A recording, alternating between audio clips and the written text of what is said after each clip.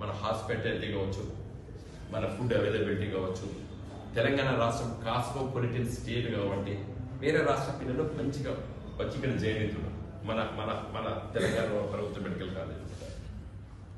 అయితే ఇంకొక డిసడ్వాంటేజ్ ఏముంది, మనకు ఈ ప్రెసిడెన్షియల్ ఆర్డర్ వల్ల దానివల్ల గత 4 సంవత్సరాలు తెలంగాణ రాష్ట్రంలో చదువుకుంటూనే నువ్వు ఇక్కడ లోకల్ అయితే పీజీ అడ్మిషన్స్.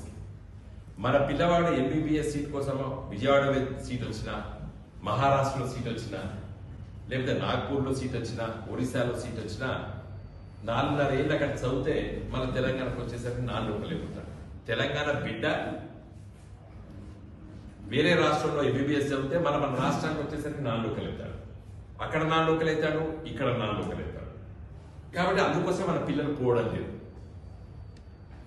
సెకండ్ లిస్ట్ వచ్చినప్పుడు ఇక్కడనే చేరేది. ఉస్మానియా రాకపోతే, మెడికల్ కాలేజ్ రాకపోతే వేరే జిల్లాలో అడ్మిషన్ వచ్చినప్పుడు తీసుకుంటున్నాడు.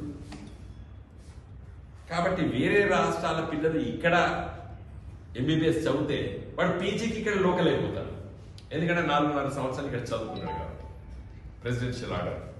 కాబట్టి నా ఉద్దేశం, నాకు ఒక ఖచ్చితమైన అభిప్రాయంతో నేను చెప్తలేదు. నేను రేవంత్ రెడ్డి గారిని, మన గౌరవ ముఖ్యమంత్రి గారిని, అదేవిధంగా మన ఆరోగ్య శాఖ మంత్రి రాజనసు గారిని నేను కోరేది ఏంటంటే, ఒక ఎక్స్పర్ట్ కమిటీని మీరు దీని మీద వేయండి. Medical college, university vice chancellor, అదే మన తెలంగాణ పిల్లల భవిష్యత్ కోసము దీనిపైన మరి మంచి జరుగుతుందా, చెడు జరుగుతుందా, మనం ఈ ఆల్ ఇండియా కోటా ఉండడం మంచిదా, మంచిది కాదా, దానిపైన ఒక ఎక్స్పర్ట్ కమిటీని వేయాలని చెప్పి నేను గౌరవ ముఖ్యమంత్రి రేవంత్ రెడ్డి గారిని, అదేవిధంగా మన ఆరోగ్య శాఖ మంత్రి రాజనరసింహ గారిని నేను కోరుతున్నాను. మరి మంచి ఎక్స్పర్ట్స్ ఉన్నారు మన మన తెలంగాణ రాష్ట్రంలో.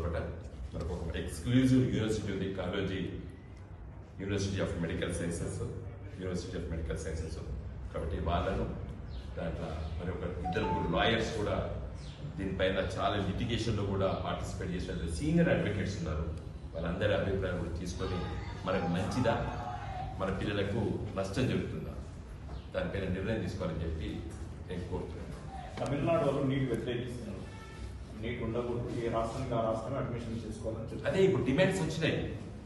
తమిళనాడు అన్నారు, ఇప్పుడు మన పిల్లలు కూడా ఇలా వివిధ రాజకీయ పార్టీలకు సంబంధించినటువంటి విద్యార్థి సంఘాలన్నీ కూడా ఇలా వ్యతిరేకిస్తూ రోడ్లపైన నినాదాలు చేస్తున్నారు. వాళ్ళందరూ కూడా మేము మద్దతు ఇస్తాం.